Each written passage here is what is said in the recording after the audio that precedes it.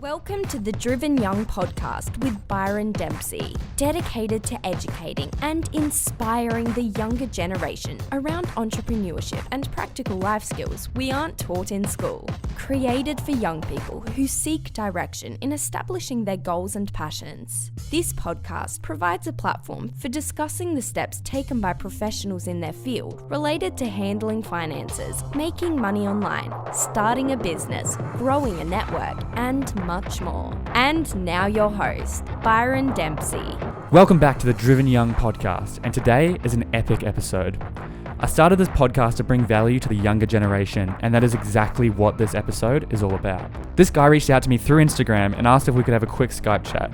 We instantly hit it off and I invited him on the podcast. Andrew Riis, a 21-year-old entrepreneur who has an interesting take on life and people. He recently got back from an event with Yes Theory in LA and is planning a massive trip around America next year with no money, just relying on the kindness of strangers. We get into lots about what is wrong with the current education system, how we can start networking and building powerful relationships from our bedroom with zero face-to-face work needed, and some other awesome stuff. So dial in. This is super valuable if you're part of the younger generation. Now, over to Andrew. Thanks, Stoked to have you on. Yeah, man. How was LA? Dude, it was crazy. So what happened while you were in LA? Why was I in LA? About 2 weeks ago, I saw an Instagram story saying that Yes Theory was going to throw a live event to bring their community together, have an impact, help them go after what they really want to go after with their lives. And I just got this gut sense to go to LA, help them out with it. Yeah, sweet. So I booked a last minute flight and flew over there. Literally, it was 30 hours of flying for 80 hours on the ground, and it was one of the most incredible 3 to 4 day periods of my life so far. Nice. I love Yes Theory. It's funny. I've been following them way before they blew up, probably when they're below 100k. And it was like this. I remember there was a part in this episode I was watching. It was behind the scenes, and they just had a real quick pan, and I paused it, and they had on their whiteboard, I had we want to hit 1 million subscribers by this date. And I checked the date, and it was 3 months after that date, and they were on 300,000. Yeah. And I was like, oh man, they're not even close. But they just kept at it. And it was everyone knew they were going to get big. For some reason, they just wouldn't grow, and they've finally done it. I think Will Smith kind of launched them up with that whole thing. But yeah, another cool group of guys. So it sounds like it was a sick time. Yeah, man. Yeah, wild. Yeah. And let's just reframe a bit. Sure. Who are you? What do you do? So you reached out on Instagram. We just connected really well. So I thought I'd bring you on the podcast and basically talk about what we spoke about when we first met, which is kind of entrepreneurship. And we're both 21, so we're young 20s, both kind of passionate about educating the younger generation around entrepreneurship and practical skills that aren't taught in school, and kind of against the traditional path. So tell me a bit about you. What's your journey? What are you up to currently? Yeah, so I'm Andrew. I'm 21. I grew up in Canada, and my mum is South African and my dad's Danish. So really, I've just been all around the world. Yeah. And much of my life the past few years has been about entrepreneurship and using business as a vehicle, both to kind of have some degree of financial sustainability and also to have impact. And I think, that started when I was really young. I used to import products from China and chuck them on eBay. Yeah. And, I'd come out of year 9, year 10 science class, find out I'd made $40 during that lesson. I was like, all right, this is pretty cool. And then it evolved more into, oh, wow, business is a vehicle not only to make money, but to make a difference. And that, in my view, entrepreneurship and some of those ways of thinking are actually the best way to actually go out, have an impact, and do cool things with your life and have the world end up differently by the end of your life. Leaving a legacy. Leaving a legacy. And as you said, an impact.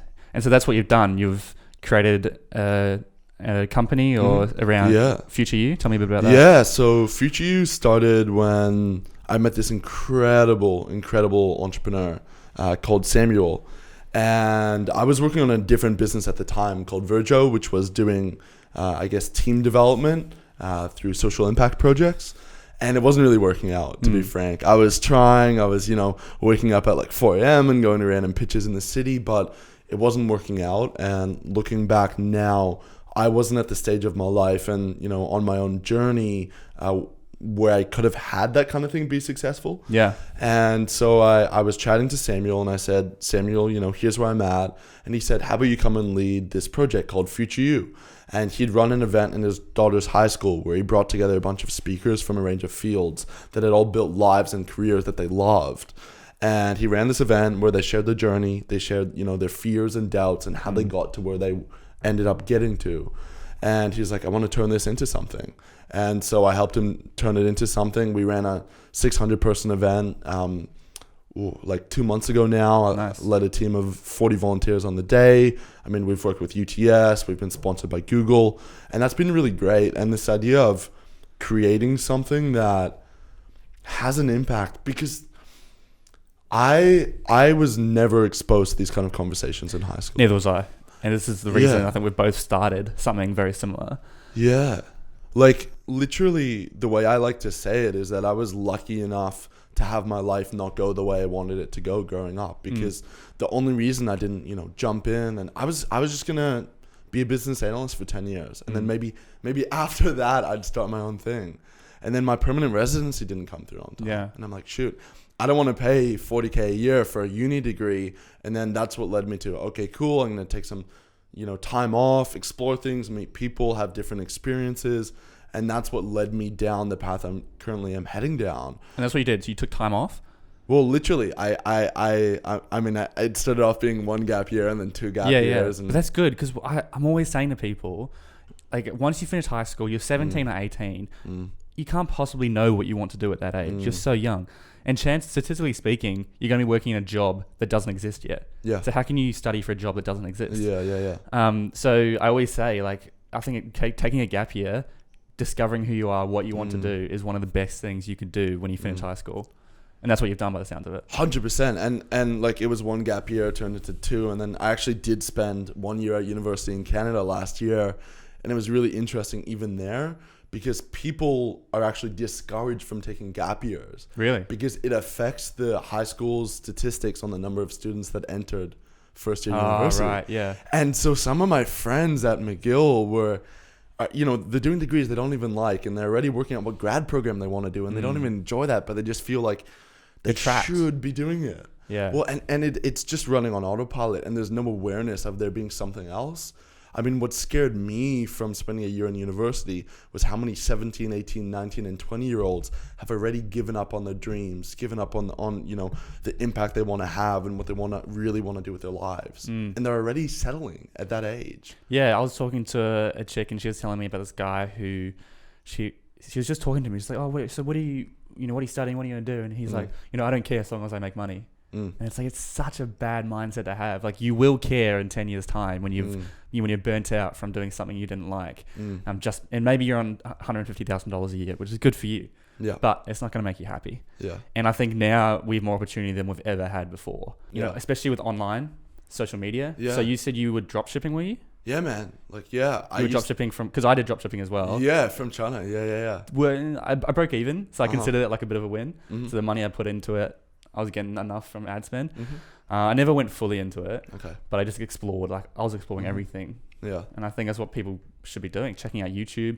How did you get into drop shipping? Oof. My family was struggling financially, and so I kind of Googled how to make money online. Yeah. And that's what popped up. And I think what popped up first was I convinced my mum to borrow $100 to buy some course to learn how to become an affiliate marketer. And then I got the domain name howtomakemoneyonline.com, and I thought, great, this is going to show up, number 1 in Google. Did my keyword research, used my like HTML and CSS skills, and built a really horrible looking website. And then if they bought the product, it would redirect them through like 5 other products to buy as well. Nice. And then that wasn't working, wasn't coming up. And then I debated asking mom whether I could, borrow her credit card to get some pay-per-click advertising.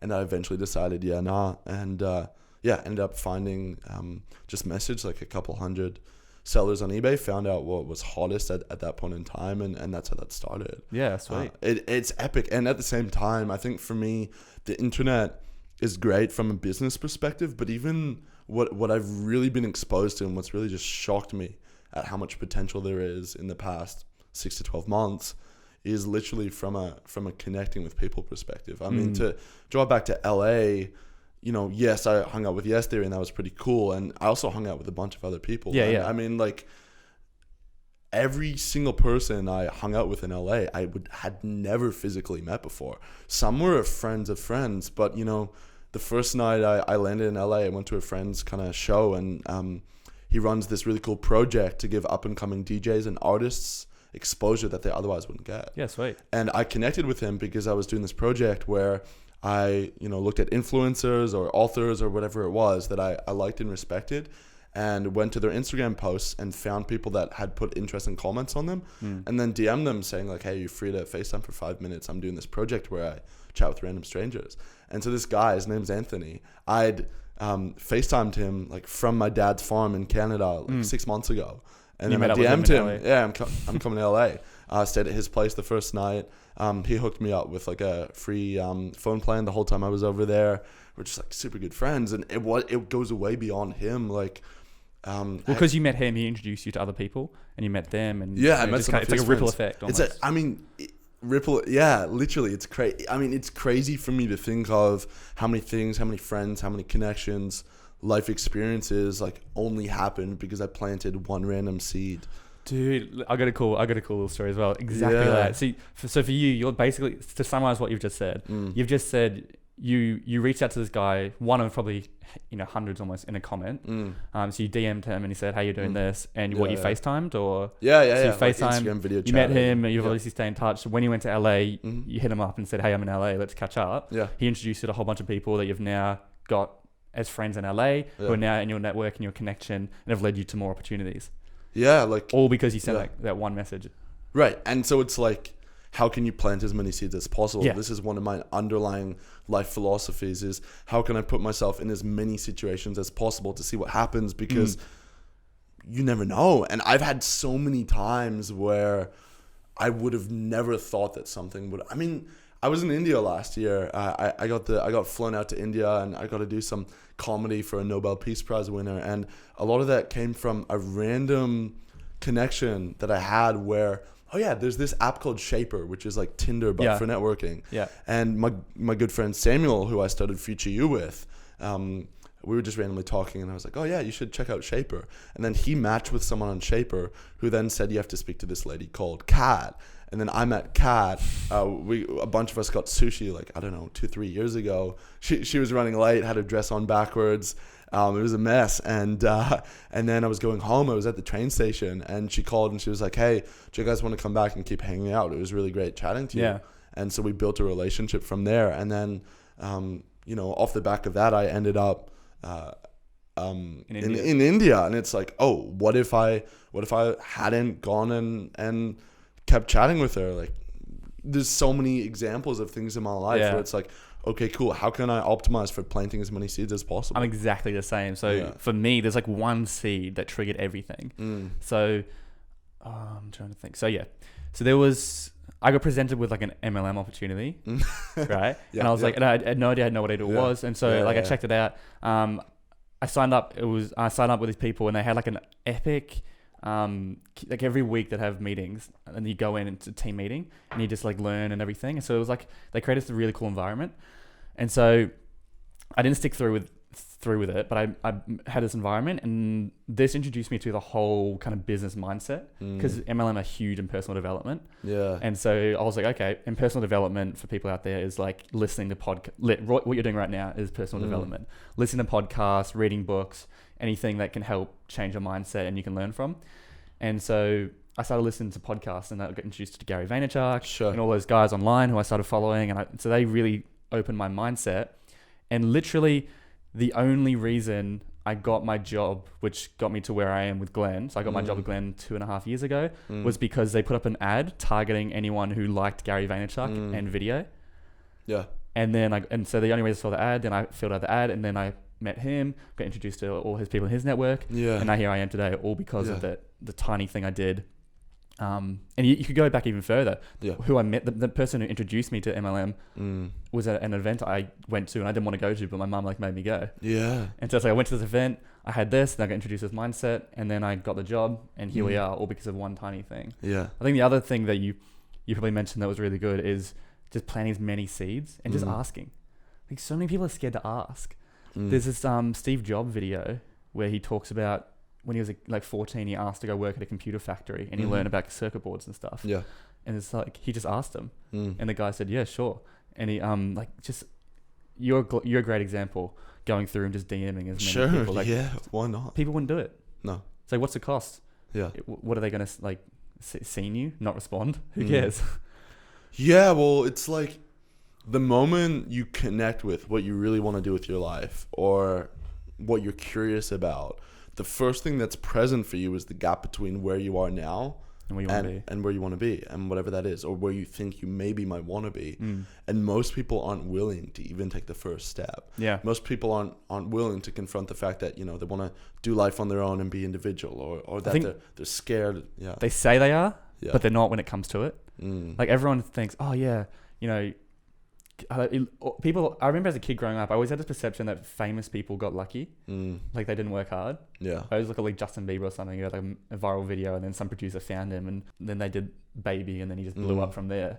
But most people who are successful worked really hard, and I think a lot of people say that when an opportunity comes to them, they'll take it, but they're not realizing that opportunities have come to them and they haven't taken them. Like I've given people stuff, like I was like, oh yeah, come work at this job for free. I'll introduce you to some people. Yeah. And they'll be like, oh, sorry, I've got something on. Yeah. Or sorry, no, I can't. I've got a party that night. I'll be hungover. It's like, seriously? Yeah. It's 100%. It's crazy for me how many people I will hand opportunities to on a platter, and then they'll they literally need to be forced to take them. And it's like, okay, cool. If that's fine, and I love you, and like whatever, and at the same time I'm not going to keep giving you opportunities. And then you also get the people who are super unexpected that come into your life, and you end up giving them opportunities. Like at our Future You event 2 years ago, one of the people that became a part of it and became one of my really good friends was we moved around in Sydney 2 years ago. Yeah. And the owner of the moving companies, or one of the workers, his son ended up connecting with me, and then we became good friends and we became a part of the event. Or our last event, I mean, there was a guy, incredible dude, like super ambitious, big heart, and he we used to catch the same bus together to school. Yeah. And then we're looking at buying a house on the Northern Beaches at the moment. My family is, and we went to tour a house, and he was at that house, and because he works for the real estate company now. And so it's like, hey man, got him back on Facebook, messaged him, and he came along to the event. And it's the people that are willing to say yes to opportunities. Yeah. Well, same thing with you. You DM me. Yeah, dude. Yeah. Yeah, this random guy just reached out to me on Instagram. Yeah. We had 2 mutual friends or something, and I'm like, and he says, I can't remember what you said. You was like, hey man, how's it going? And I was like, what? Yeah, because you know Jamin or whatever. Yeah, that's right. Yeah. And then someone else, and it's just. I think you took a little while to reply too, and I was like, oh, do I need to send a second message or whatever? Yeah. But I mean, I was on holidays. You're on a holiday. Yeah. I mean, it's a low hit rate. Like, you don't know what's gonna happen. But some of my best friends I've never even met face to face. Same. I've got a friend in London who's probably one of my closest friends. Oh, dude, same. I've never met her in London too. I can't wait to meet him. Yeah. It's crazy. It's wild. I mean, I did a project last year, I guess 2 separate projects, but one of them was this online project called the Strangers and Dreams project, where I just Strangers and Dreams project, where I kind of put this post up, and I connected with hundreds of people commented in the end, but I connected with 10 people from different countries around the world and asked them to share with me a dream that they'd never shared with anyone in their life before. And they'll do it because that's the kind of the reason I've got my friend in London. Yeah. We can talk about stuff with each other because we have no mutual friends, and we know it's just it's such a safety when it's like a stranger, and if it's a stranger you can trust. Yeah. And did they do it? Yeah, dude, epic stuff. I mean, disabled people talking about swimming super long distances. Yeah. It's just. And that was just one of the things. I was super inspired. I mean, there was a guy in Africa talking about his internet connection would drop on and off and on and off. And he was talking to me about his desire for people to step up and become more of a community. Yeah, cool. And how kind of isolated people can be, and how they can really just focus on themselves, and how his country really needs to come together for it to evolve. Yeah, nice. That's Random awesome. guy, middle of Africa, biggest heart. And that's all the time. It's whoa. You kind of find that though, the people who have nothing are often the happiest and the most positive, which is bizarre, because I guess when you don't have internet, you're not in that whole comparison. You're not seeing what everyone else is doing. It's like, we're probably both incredibly rich in terms of the world global population. We're probably in the top 5%, top 1% even. Yeah. But people will still look at Kylie Jenner or all these people who have more and more, and then they're probably looking at someone who's on top of them, and it's always comparison. Whereas these guys in like Africa and probably not India, but used to be India, but now they've got internet in India. Like they're often so happy just because they not have this whole comparison factor, and they're just appreciative of what they've got. 100%. And I think a lot of that comes from connection, because I have this philosophy that you should totally go for everything you want in your life, and your bucket list, your wild dreams. I mean, that's how you feel alive, that's how you get fulfilled largely, so that's awesome. And at the same time, I think the largest thing, the thing that matters most in life is the quality of our relationships with the people around us. Like, I mean, say that again though, let's hear it again. Yeah, the thing that matters most in life. The thing that matters most in life is the quality of our relationships with the people around us. It's people. I mean, that's who we are as humans. We're human beings, and this idea that we can put aside our differences and connect with people at a deep level. And for me personally, like, dude, there's so much I want to do with my life. Yeah. And at the same time, if I achieve 5% of that, but I'm doing my life with and sharing my life and experiences with epic human beings from around the world, I'll be fulfilled. Yeah. Let's just stop for a second. Let's because we've just talked about a lot of different stuff. Let's go back and see how can we make this practical for people. Okay. So what you've just said is basically what you do really well is you just reach out to people. Yep. You're constantly trying to connect. You're constantly something that people need to realize is networking isn't something you do when you're 25 and you've just entered the business world. Yep. You should be networking from 12 years old, from 10 years old, from 15 throughout high school. You can be networking. Yep. You just said you met someone on the bus. Yep. Like, why can't you out here on the bus to school? Why can't you meet someone on the bus? Yeah. And just planting seeds. If you think of it like that, planting seeds in everyone you meet, not like it's a strategical way. Just think of it as when you meet someone, you're planting the seed, and it could turn into something. 90% of the time, it might not. Yeah, or maybe 99% of the time, it might not. But for that 1%, it can be a huge, give you huge dividends in the situations that we just said, where you met that one person and you ended up in India. And I met the one person, I ended up doing this and this, and which led me to this and this, and now I'm here with my own company doing the podcast and stuff. So I think if you can be networking from a young age, that's what, and you do it like you're a master at it through social media. Yeah, I only realized a year ago that I was like, shoot, I haven't done this at all on social media, and then I just started messaging people. It's like, whoa. So maybe if we can offer a few tactical things for your listeners in terms of how to go about it. Yeah. So what we've just talked about, that's great, Byron. That's great. All good and fun. You guys are talking about this, but how do we do it? How do we do what you've been talking about? Yeah. So you DM. So how do you find people on Instagram? Yeah, well, I would go one step beforehand. I would start off with, how do you view the world? Because Einstein has this quote, which I love, and it's what much of my life is about, is, the most important decision we can make in our lives is if the world is a friendly or a hostile place.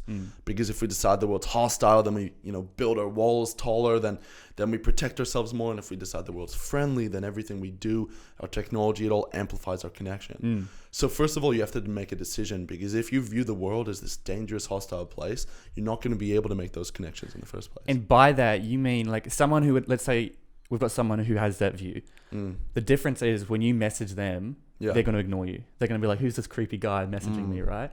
Or someone who's got a friendlier view. Who's this guy who's reached out to me? I'll see what he's about. Because that was me, right? When you messaged me, I was like, who's this guy? And I was like, literally. I'll respond, see what's going on. And then you started having a chat, and then we met up, and it was like, worked out great. And so if you can go from don't have the initial thought when you get a DM from someone reaching out to you. Right.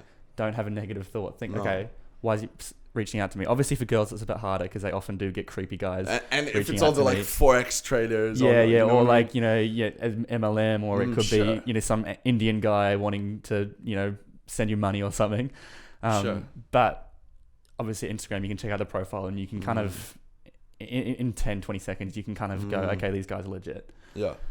So that's what you would say, try bring down your mindset. So bring down your walls. Like be open to the world being friendly, because if you're closed-minded to it, you'll be like, this isn't working, and why it's actually not working is because of your actions and the way you're kind of filtering in the information you're receiving is as a result of that underlying mindset. Yeah. So pretend, like, play around with yourself, have a game that the world is friendly, and just see what happens. And then from there, what I did that worked really well was I went to a bunch of people that I look up to and respect, that are doing interesting things with their lives and have a decent following on social media. And yes, Yeah. This is huge. Yeah. This is huge for Not me. just like random ones, but No, this is super specific. So this is like half the reason I started the podcast, right? Because when I was in high school, I started listening to these people you just said. Like, I could, Gary Vaynerchuk or, these business guys. I'm a marketer. That's why I like Gary, because he does both the same things. But I want, Ed Milet, I'm a big fan of him. There's heaps of guys. Mel Robbins is a great woman to follow online. All these people are putting out content on social media that you can learn from and you can help change your mindset.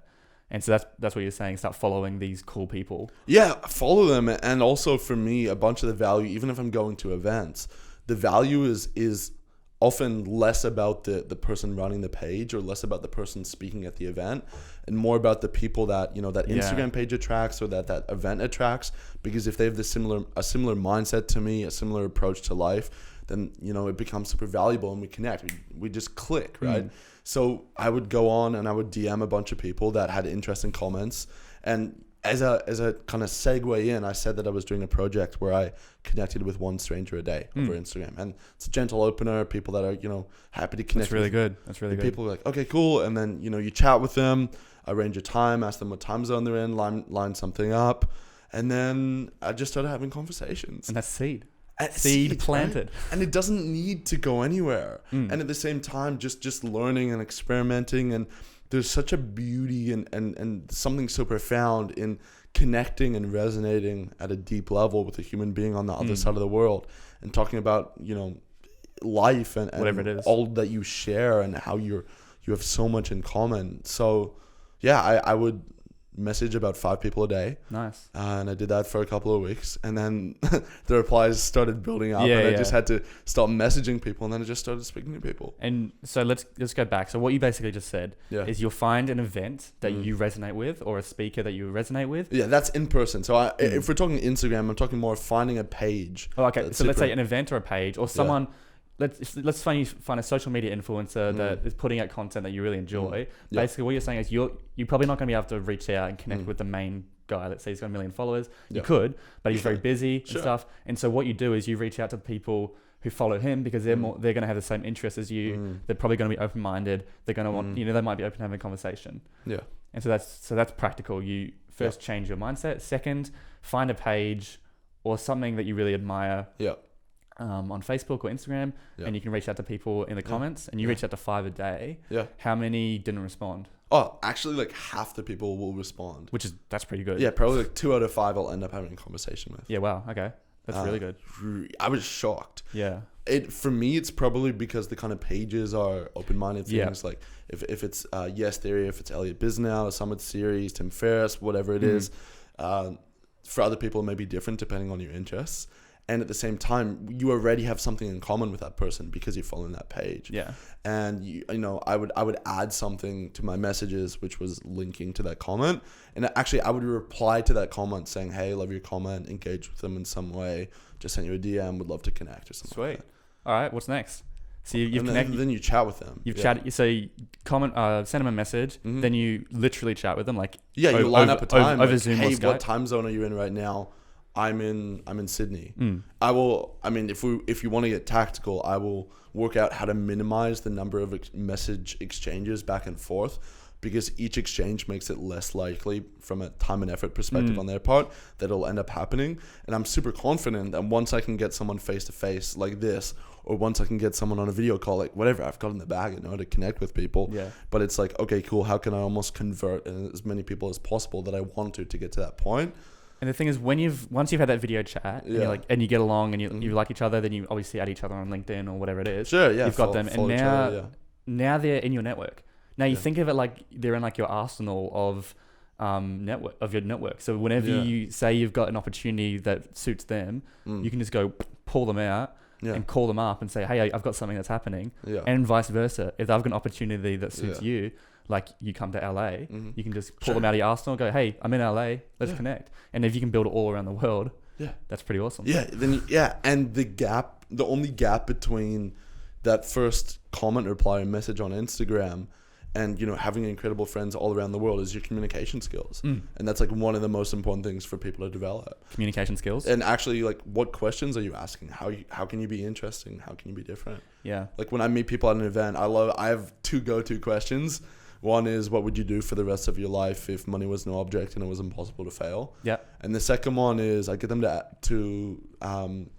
to guess how long they think they're going to live. I'm like, okay, cool. How long do you think you're going to live? They're like, 90. I'm like, okay, cool. So, you're 30 now, you got 60 years left. So let's say that hypothetically, like, life on Earth is over in 1,000 years. Your lifetime is like from here to here, and then life on Earth ends here. It's like, okay, cool. If we were to look at the end of life on Earth, or hypothetically some point in time 1,000 years from now, if you could have that look any way at all because of how you live your life, how would you like it to look and why? And get them thinking not just about, the impact they want to have in their time on Earth now and how they want to spend their next 10, 20, 30, 40, 50 years. But like, if the world was a blank canvas 1,000 years from now and your life was the paint on it, what would you like it to look like? And you don't have to ask that specific question, but when you start mixing it up and having your relationships be more about connection than transactions, and fun and play and relating to the experience of life, then it's so much fun. And you look back, a year or two on, and you're like, oh wow, I actually have all these epic people in my life.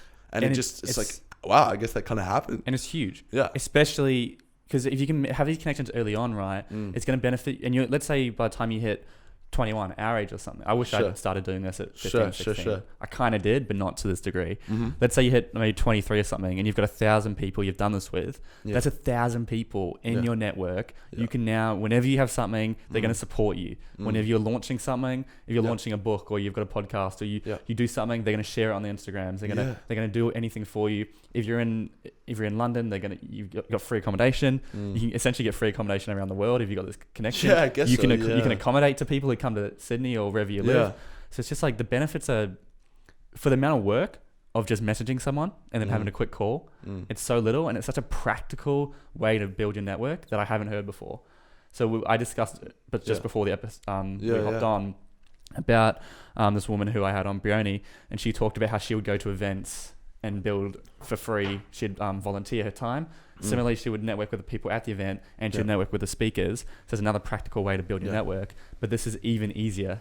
Even easier, because I used to do events as well. And I used to buy a VIP ticket if I could afford it, because you likely meet people that are more committed. And even if I didn't buy a VIP ticket, as soon as we'd go to the lunch break, I'd run up the front to one of the VIPs and be like, hey, I'm Andrew, do you want to go for lunch? But that can be hard and can be more intimidating. This is simple. You have no excuse not to, even if it's not super successful people that will become mentors, even if it's just like-minded young people or people that are viewing life the same way as you have no excuse not to have friends all over the world. Yeah. And plus it's like incredibly fun and fulfilling. Like, who cares about the tactical benefits? I'm going to do this. I'm 100% going to do this. Yeah. Like, I didn't realize to the detail you were doing it. But like, this is so, you're right. There is no excuse. Oh, I'm busy with uni. It doesn't take long. You can do it when you're on your phone. You can do it on the train. You can do it when you're on the toilet. You can do it. You don't have to like sit down at the desk, get your laptop out, and dedicate an hour. You can just do it whenever you want and maintain the conversations. And it's just you're right. It does go back to that, having the open mind, and you got to understand that people aren't going to respond. One way to look at it, if you are scared of the rejection of people not responding and reaching out to people, one way you can actually play a game is more you try get rejected. So you send a message, and if they don't respond to you, that's good. You go, okay, good, now I'm closer to someone responding. So there's this analogy a mentor taught me like 2 years ago, and he applied it to sales, but it applies to what you were just saying, and basically anything. If you have a deck of cards, imagine 52 cards in a deck, right? If you imagine a sale or someone responding, or when you approach a girl, this is a girl you hit it off with, whatever the situation is an ace. So there's 4 aces in the deck. That means out of the 52 cards, there's going to be 4 yeses or 4 closes or whatever it is.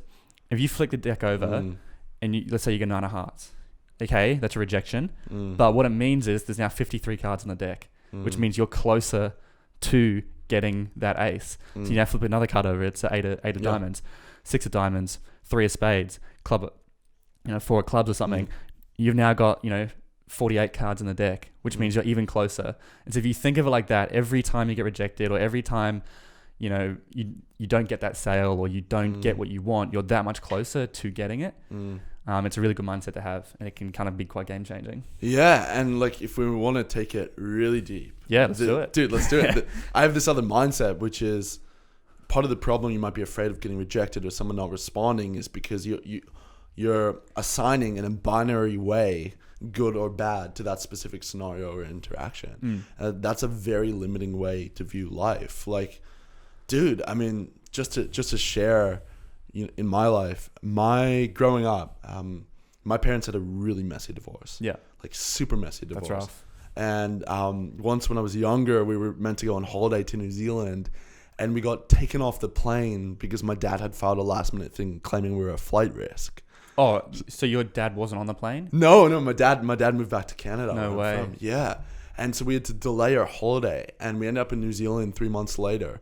And I was planning on staying on in New Zealand and doing some of my own traveling, and I'd saved up a bit of money for it and I was ready, and got an email from my dad saying, I'm flying over from Canada to visit you. And I'll be in Sydney as of like the next few days. I'm like, shoot, like, Dad, I love you. And at the same time, you've done all this stuff. And it's like, I'm not going to be in Sydney. I'm going to be in New Zealand. But the part of me that still really loved him was like, all right, cool. I'm going to leave New Zealand early. I'm going to fly back to Sydney. And I flew back to Sydney. And the same day I flew back to Sydney, got home, chucked on my suit, headed back out to a book launch of this really cool book called Unwritten by this incredible man called Jack Delosa. And it was at that night when I met Samuel, who I ended up starting Future You with, has become one of my best friends. Oh, no way. So that's sick. If my parents hadn't got divorced, I would have never met Samuel. Well, and it's if you had let your anger towards your father outweigh your love for him, you would have stayed in New Zealand and not had gone back to meet him. Yeah, and I have so many examples of scenarios like this, which has gotten me to a place where I'm no longer okay with saying this is bad or this is good, because there's no way of knowing. I mean, there's an analogy of, a guy that complains he got in a car crash, and then because of the car crash, they do a scan and find out he has a tumor that they can remove in time, so he lives. But if it wasn't for the car crash, that wouldn't have happened. Yeah. So it's like, okay, cool. So when you plant all the seeds, you have to trust. I mean, that's what Steve Jobs said. You have to trust in something, whatever it is, faith, your God, destiny, karma, because that's what gives you the courage to follow your heart when it leads you off the well-worn path, trusting that the dots will connect. And they will. Like, because there'll be people who listen to this, right? They'll be like, this all sounds very motivational and positive, and people just, they hear motivational and stuff like this, and they just go, they ignore it. I hate motivation. Yeah. Which is, that's that mindset we said where they have their walls up. And I think if you can bring your walls down and listen to what you've just said and what I've been saying about how planting a seed here, it can just grow into a massive tree, which is what you're basically just saying. Yeah. It can be game changing. And that's why you should chat with one stranger a day over Instagram or whatever, because in each conversation, it requires you to put your walls down and practice communicating with someone else in a way that has them put their walls down. Let's do it then. I'm going to chat to a stranger today. Dude, and if you're listening, Yeah. let's make this happen. I'm going to put it out there. Let's chat to a stranger a day. To summarize how to do that, find a page or a person on Instagram that you really admire and like, and you like what they stand for. A few examples: Yes Theory. People I follow: Gary Vaynerchuk, Tim Ferriss. Mel Robbins is a great one as a female leader. Heaps of people out there. Just do some Googling, whatever you're attracted to. Maybe you like, maybe you're a vegan and you want to follow vegan influencers putting stuff out there. Go into their comments, find someone who's put a proper comment, not just love heart eyes or like a spammy comment. Someone who's actually put because they can be bots or whatever it is. Find someone who's put a comment, send them a DM. What did you say? Hey, I'm just doing a challenge. Yeah, doing a project where I speak to like one stranger a day. Like, are you interested? If so, what time zone are you in? Yeah. Oh, so you'd go for you'd try book them in for a literal chat straight away. Yeah, well, I'd probably get the yes, and then from there, I'd make it happen. The minimum amount of messages possible. Yeah, because the more likely to forth, the less likely it is to actually happen. But once you've got them in face to face, which is what you did with me. Yeah. Like I was chatting to you. We had a few comments back and forth, but then we had a chat. I was like, oh, this guy's awesome. Yeah, dude. Yeah. And now you're on the podcast. And once you can trust yourself to the point where you're like, okay, cool. As long as I get face to face, I'm chill. Then you're fine with whatever happens. And have it so use that mindset. If they don't respond, that you're that much closer to the next response. So every time someone doesn't respond, that's a card down, and you're closer to an ace. So even if you're getting even if you message a whole bunch of people, no one responds, you're that much closer to getting a response. Yeah, and also take into account that maybe the fact that they didn't respond is a good thing, because maybe during the time that you otherwise would have been chatting to them, you'll be on the bus to the city and meet the love of your life that you otherwise wouldn't have met. Or maybe during the time that you would have otherwise been chatting to them, this other crazy opportunity comes up, or it gives you the time to meditate that day, which leads to something else that you may not even realize 5 years down the track. This is what so embrace it all. This is Jamin's thing, right? This is what we talked about, Jamin. Yeah. You're the storyteller. Yeah. And so what you just said there is you're telling the story that, oh, they didn't respond to me. Oh, they must think I'm annoying. They must think I'm weird or something. That's the negative version. Yeah. But the story you just said is, oh, they didn't respond to me. It's meant to be because I'm going to now be doing something else instead of talking to them, or whatever it is. It's like what Tony Robbins speaks about, like view life as happening for you, not to you. Yeah. And whether it actually is or not doesn't matter, and you're gonna die anyway. But it's a lot more fun and fulfilling to view it from that way. I mean, why not? Yeah, I love that. It's a great challenge. So let's definitely do it. Yeah. Sweet, man. I think it's been an awesome conversation. Just let's go back to LA. Okay. I want to kind of. I know you put up a big post on Instagram with a big caption, just kind of. You kind of, obviously you've got back from LA, you're probably jet lagged, and you've just gone, man, what just happened? I've been gone for 5 days. Yeah. 2 of those days I was on the plane. 3 of them I met all these people. I met Yes Theory. I met the guys from Yes Theory. If you don't know Yes Theory, check them out. They're awesome. Tell me a bit about that caption. Like, what was that for you? And how did you, so you explained how you got to LA. Was that through just the connections that you mentioned? Actually, yeah, man. Dude, I tried like 5 different paths to get in touch with the manager. I'd emailed Thomas earlier this year, one of the boys from Yes Theory, about helping them out. We shot a few emails back and forth, and I was like, I saw so much potential in taking the online audience and having physical events that connect them at a deep level. And like, I love that kind of thing. My life, my vision is to take the world from this to that, to connect people at a deep level through experiences. So I emailed him back and forth a few times, and then I hit up Zach when I found out about the event, and that was only one of the approaches though. Like, I tried 4 or 5 other ones. I emailed Thomas, emailed Matt, emailed Amar, friends of friends, all sorts of different approaches. Made a doc about how much value I could add, helping out with the live event, a bunch of things that they could think of addressing. What ended up working was, like 2 months ago, I FaceTimed this random guy while he was on a boat heading to Morocco. That was a friend of a friend that I met on Instagram. And he knows the Yes Theory manager. And he randomly sent me a message saying, hey man, how you doing? And then we talked, and he was like, I'll just intro you to the manager. So yeah. One FaceTime that I took on the train from heading back from the city. From a random comment. From a random, I even forget how it came about. Yeah. I was tired, but I just like had a call with this guy. He seemed chill. You only need 10 minutes, right? Dude, it doesn't have to. If you know how to communicate, it takes no time. Yeah, that's unreal. You get 0 to 100 in the first minute. So it's actually super ironic that of all the approaches I tried, like whenever I want to, I'm a big fan of planting the seeds and seeing what you can make happen and not being attached to it. And at the same time, whenever I want to make a specific result happen, I'll try 5, 6, 7, 8, 9, 10 approaches until one lands, and the one that worked came from a random guy that I've never met in person. And that's often how it works, because when you're reaching out, Yes Theory is quite big now, or whoever you're trying to reach out to, either they're probably getting hundreds a day or hundreds a week or something. So it's like, how do you differentiate yourself? You can do the docs, you can do all their strategies, but the easiest way is if you have someone who knows them personally and can intro you. So you can just go, they can connect you, and then they can connect to that person, they'll connect to you, and you're in. Yeah, and that's not to say you don't need skills. I'm at a point where I trust myself and I know I add massive value. And I know I can communicate. I know I can make things happen. I added a bunch of value for the event. And at the same time, it's having those conversations. Yeah, no, awesome. Yeah. And it's something we're both super passionate about. Yeah. You mentioned kind of bringing the world from this to that. Yeah. And it's I'm passionate about the younger generation. I think we're probably going to do some stuff in the future together, I reckon. Yeah, man. But I want to start the podcast comes step 1. I want to do some networking at groups specifically for young people. Okay. So it's not intimidating, right? Yeah, so everyone's young, everyone's doing the same thing. If you go to a networking group now, there's going to be 50-year-old guys who have a big business. There's going to be all these people, which is great connections to have, but it can be intimidating. Yeah. Because my dad actually ran a networking company when I was in high school. Yeah. Right. And I would go to it, and I was kind of building my network that way. Yeah. But I was because I was doing video stuff, so I do some jobs, and it was cool. But yeah, I think that's something I definitely kind of want to get going for people who are listening. Once again, bringing it practical, it's how do I so we can do the Instagram, but how do I surround myself with like-minded people and stuff? You can do it online, like you've just suggested. Dude, easily. There are young networking stuff out there. I want to start one in the future, so keep an eye out for that.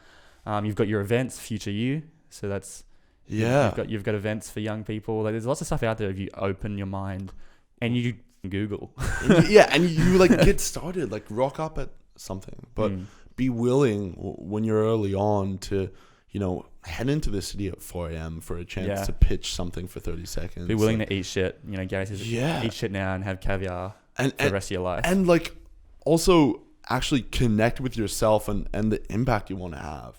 Because if you live from the heart and you're committed to not just, getting rich, but actually building a life you love, having a community of people around you, and leaving the world a bit better than you found it, people love to get behind you. And you don't have to leave it better by impacting tens of thousands of people, right? No. If you impact 5 people and then everyone's impacting 5 people, like that's a huge impact.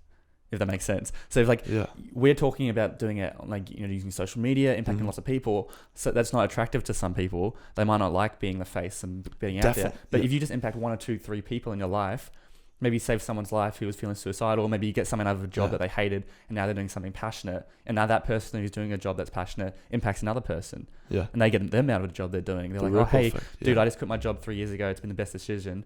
I'm doing something I love, even though I'm on a lower paycheck. And then they go, oh, cool, I'm going to do that. Yeah. And it's once again, it's a ripple effect. Dude, take advantage. You don't need to be some influence. Like, I don't chuck a bunch of stuff on social media about like how you should live life. I would rather live my philosophy and have it wear off on people than directly preach it. So like, I don't do this kind of thing all the time. And I'll get to a point when I do, and maybe that'll be a few years from now, maybe that'll be 5, 10, but I'm in no rush. And for everyone listening, it's like the way you live your life is contagious. Literally, like your mindset, your approach, your philosophy, and just having the impact on the people around you. I mean, how many people nowadays aren't even close to their family? Yeah, it's crazy. Even though it's never been easier to be closer to them with social media. I can get my phone and message my mum. I can call her right now. So it's never been easier, but some people aren't. Yeah, like I'll probably FaceTime my dad on the way back to the city. Like, what? So it starts with the people around you. Awesome, man. Yeah. Before we wrap up, this might be a bit difficult because I feel like we've just spent the entire episode talking about this question. No. What would your one piece of advice be for the younger generation? Talking 12, high school, uni, 12 years old to 23. If you had one piece of advice, we've just given a lot about networking, about reaching out and kind of changing your mindset. What would your one piece of advice be? One piece of advice. Yeah. It's a tricky question. Yeah. I would say that there's 2 ways to go about life. And for many people listening, like you have an incredible mind and you can do so much with your mind.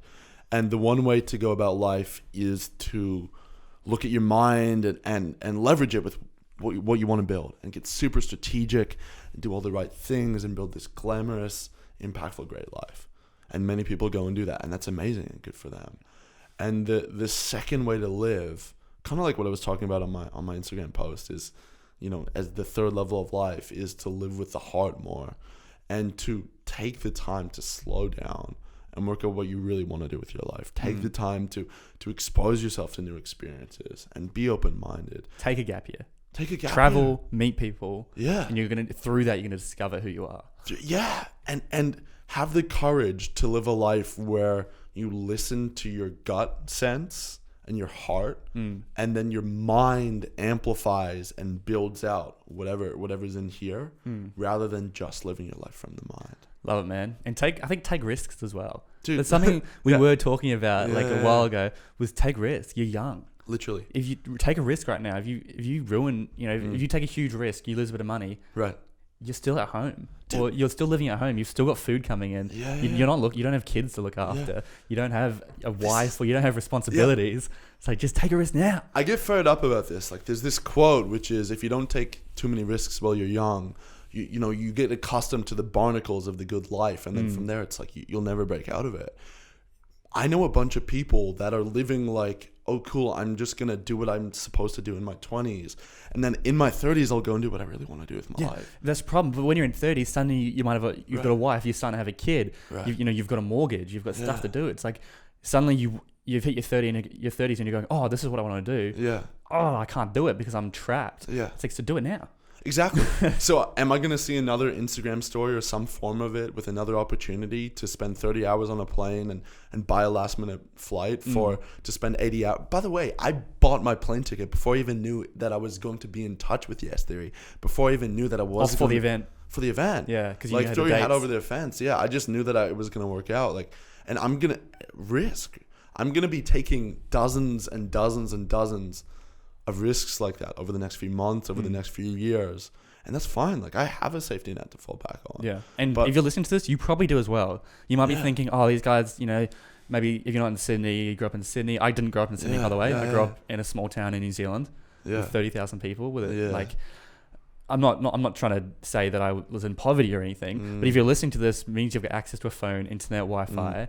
You probably have a family. You probably have a house. Like, if shit hits a fan, you can go back to them. Yeah. But there's gonna be a time in your life when you can't really do that. And you have to jump off the cliff before you have it all figured out. Yeah, jump off the cliff, make the plane on the way down. Yeah, well, I literally view it as, I had heard this beautiful analogy in a podcast, which is like, jump off the cliff before you have it all figured out, and it'll be the most scary thing you do in your life. But once you jump off the cliff, like, your fear is, oh shoot, I'm gonna hit the ground. But there is no ground. Like, the cliff is just infinitely high.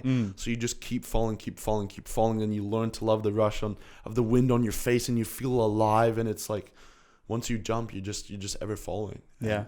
It's a beautiful way to live. And this isn't just for extroverted people, right? If you're introverted thinking, oh, these guys are out here talking about networking, going off and meeting people, doing all this crazy stuff, I'm not comfortable with that. You can still take risk as an introverted person. Yeah. Right. You just need to get out there, and I think you just got to do it while you're young.